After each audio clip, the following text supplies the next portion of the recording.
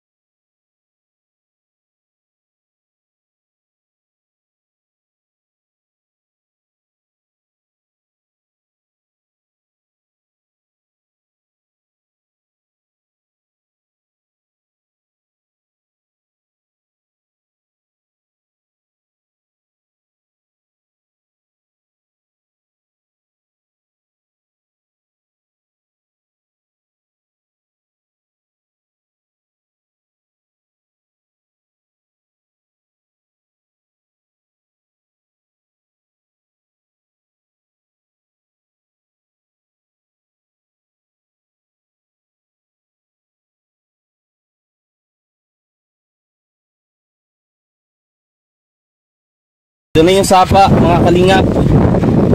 Grabe. Ganyan talaga. Kailangan nating malagpasan ang mga hirap, no? Bago tayo umabot sa tagumpay. Ayun. Mga batuhan.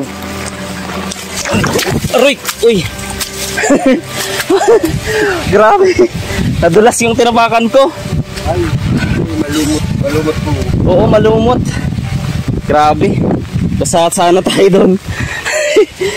Sakit ng pa ako. Ayun. So, mga kalingap,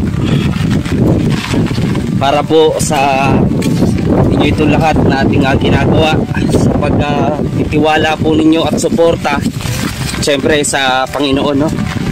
Tayo ang kanyang mga sundalo, diba? Kaya kung meron kang pinagdadaanan, magpasalamat ka dahil ikaw ang sundalo ni Lord, diba? Katulad ni Kuya Franco, diba? Sundalo to ni Lord. Kasi ano man yung pinagdadaanan nila, ano man yung sitwasyon nila, lumalaban pa rin, no?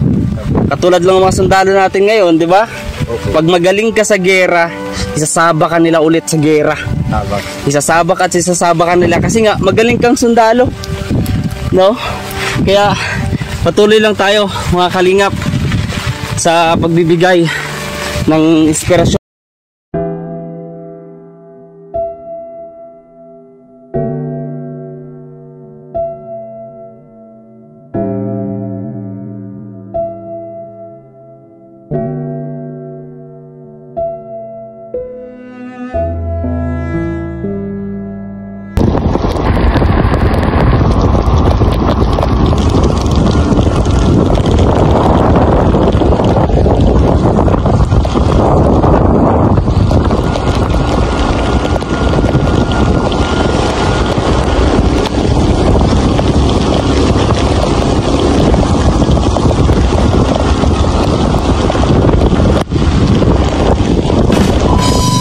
Kalingap, welcome back sa channel na Business Official.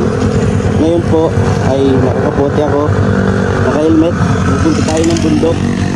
So may mga ilan na din po na napaulat dito. Balita kanina na landslide at meron na isang namatay dahil sa matinding buhos ng ulan.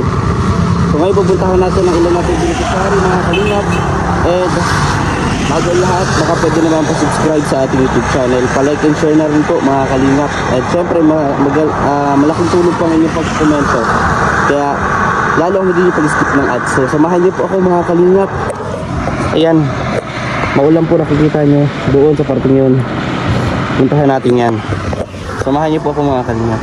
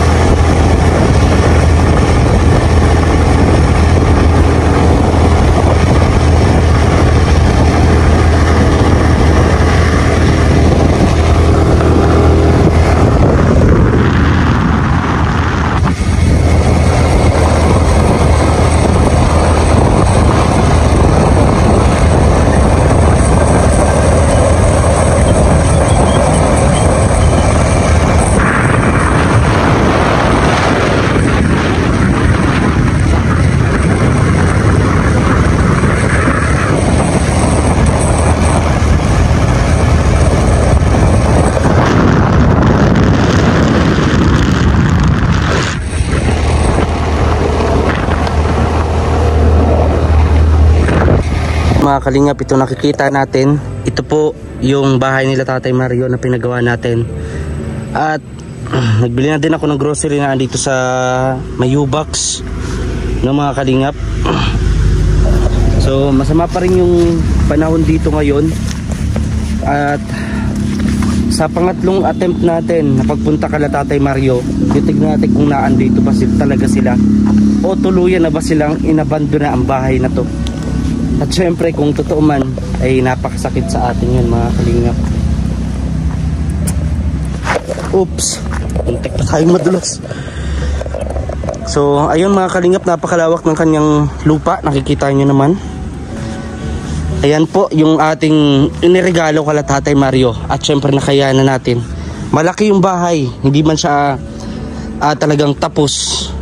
Pero ito mga kalingap ay pinagpagawa natin galing sa ating sahod sa YouTube. Meron man tumulong ng mga sponsor na labis ko talagang pinapasalamatan mga kalingap, dahil na-appreciate nila yung mga ginagawa natin ng totoong pagtulong. At syempre salamat din ako sa Panginoon mga kalingap. So ngayon kung makita po natin, ayan, pa-like and share naman po, no, sa mga hindi pa nakapag-like and share sa ating vlog, and subscribe. Ayan, maraming salamat din po sa mga di nag-skip ng ads. So ito yung continue sana ng mga, ito yung mga binili nating hollow blocks na dapat para sa kusina. So dahil kinapos na tayo ng budget, and ang importante mga kamero ng bubong muna, matutulugan. So nagbili din tayo matutulugan nun. Nakita natin pa dito, 3 attempt na natin sa bahay nila Tatay Mario ay hindi natin nasilayan muli ang kanilang pamilya at laging nakapadlock. So baka po totoo po yung sinabi ng bayaw ni Ate Maricar, no, si Kuya Franco, asawa natin ni na parang inabandon na itong bahay. Masakit sa atin mga kalingap. na kung totoo mga inabando na. Kasi nilayo natin sila sa mapanganib na lugar. Sa mga nakapanood kung paano ko sila pinuntahan sa unang vlog, bumagyo man, napakahirap man ang daan, ilang sapa man ang tinawid natin marating ng lugar nilang sobrang delikado. And then marami na din tayong pinagsamahan namin, no, nila Tatay Mario nung nawala ang kanilang bunsong anak. Yun, galing din yung sa ating salary sa YouTube. Kaya maraming salamat sa YouTube kasi nagkameron ng ganito na platform kung saan ay pwede tayong kumita at makatulong sa kapwa. So ayun, mga kalingap, nung namatay yung anak, then yan, nandun pa rin tayo hanggang sa mga ng panibagong anak, nagkameron, nandiyan pa rin tayo. So ayun, kung totoo man na kita natin, diba, halos hindi malinisan. Ibig sabihin, matagal nang walang tao dito, mga kalingap. Yan, matagal nang walang tao dito. So ibisitahin sana natin sila. May dala pa naman tayo, mga kalingap, na konting grocery na kinakayanan po natin kasi wala pa naman tayong nagbibigay na sponsor. Pero ganun pa man, sa Facebook, yan, lahat ng mga sponsor na nag-sponsor, pinapasalamatan ko po. Yan po ay yun lang yung magagawa ko. Tanging maibabalik ko sa inyo ang walang humpay na pasasalamat. At syempre pagdarasal sa inyo rin pong kaligtasan at biyaya pang darating. So dito, ayan, sarado na din. Sliding ito eh. May mga langgam-langgam pa nga oh.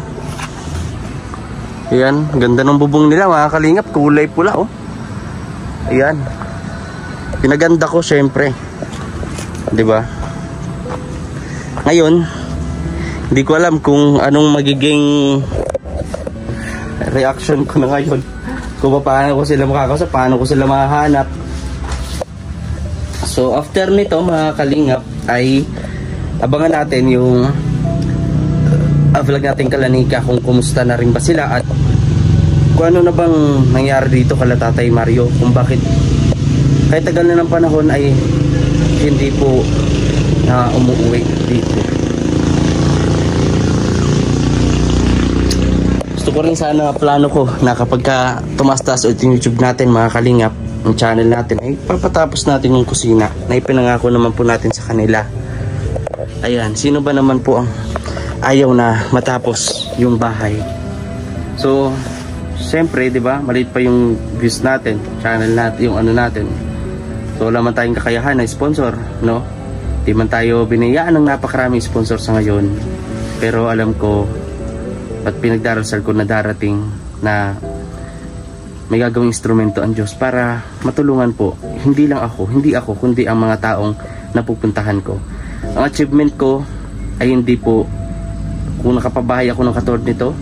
Actually po, pang 7 pabahay ko na po ito. Yung mga nakaraang pabahay ko, yun, sa tulong po yun ng sponsor, hindi po ako. Ako lang yung naging daan, no? Lahat ng achievements ko, yun po ay achievements po ng mga sponsor na tumulong. Kaya maraming pong salamat sa inyo. So ngayon, di ko alam. Hiling ko na lang na ano po, muli kami magkita nila Tatay Mario. Maulan na din po doon, mga kalingap po. Kita nyo po yung hamog. Diyan po yung kalanika. Pupunta po tayo dyan ngayon after po nating magbisita dito kala Tatay Mario. So yan yung gagawin natin, mga kalingap. So nakasuot pa akong kaputi. Ayan. At shoutout din po kay Tita Marlina. Ayan, Tita Marlina, shoutout. Mag-message ka na. Ayan. At sa lahat po ng mga tita natin dyan, no, Mapa Rochelle, Team Kalingap, Pugong Biyahero, ayan, Tekram, maraming pong salamat sa inyo pong lahat.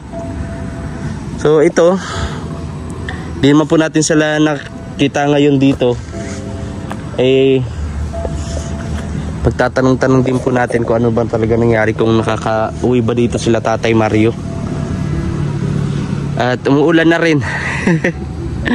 Umuulan na rin, mga kalingap. Mga tubig, iniisip ko lang, mga kalingap, sabi ko kung sila Tatay Mario lang iniisip ko, matagal ko na silang kumbaga hindi tinulungan dahil may pagkakataon na hindi talaga sumusunod sila sa atin. Pero yun nga, napamahala din ako sa mga bata no? So yun yung iniisip ko din, ang mga bata. Ano na lang, 'di ba? So wala tayong magagawa mga kalingap sa ngayon. Pero tuloy pa rin, magcha-charity ulit tayo ngayon. Punta tayo Kalanika, punta tayo sa iba pa natin beneficiary na pupuntahan natin ngayon. Ayun, salamat din ako kasi yung mga beneficiary ko, si Boy Saging, si Mary Grace, ay nai-refer natin yung kay Dodong. So napabahayan po, no, si Boy Saging. Ayun. So salamat pa rin ako, no, at syempre kay Nanay, sino to? Nanay, yung pinabahayan, yung hindi nangiti. Yun, na-refer din natin. So masaya ako. At kay Nanay Amparo. Ayun.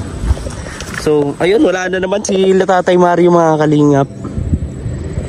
Pero ganun pa man, tuloy lang ang paglingap at maraming salamat sa pagsama sa journey ko ngayong araw. At panoorin niyo po yung susunod kong vlog.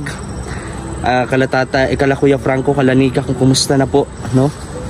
Samahan niyo po ako mga kalingap, tuloy lang tayo kahit alam niyo na kung pakiramdam natin wala halos nanonood sa atin, kukunti ang views. Tuloy lang natin to, no? Kung ano yung kaya lang natin maibigay, yun na lang po mga kalingap. So ngayon, ayan, nakamotor lang tayo mga kalingap. Ito rin gagamitin natin pang charity. So yan, samahan niyo po ako mga kalingap. And don't forget to like, share, comment, and subscribe sa mga susunod nating vlog. At lalo na itong vlog natin ngayon. At syempre huwag niyong kalimutan, unang-unang ama ng kalingap, si Kuya Bal Santos Matubang, Kalingap Rab, Ate Edna Vlog, Roel Malalag, syempre ayan, Rachel Morales Vlogs. Sana suportahan niyo din kami mga kalingap, mga kalangga, no? Kasi diba, Rochelle, Roboys, suportahan nyo rin mga kalingap. Yan, yung mga kasamahan ko. Kasi malaki din po yung contribution nila. Kung paano yung ginagawa ni Roel sa vlog is yun po ang mga nasa likod ng mga ginagawang vlog ni Roel of Malalag. Yun. So tara mga kalingap, at mag-discount pa po ako. Samahan nyo po ako mga kalingap ha sa next vlog natin. Bye bye!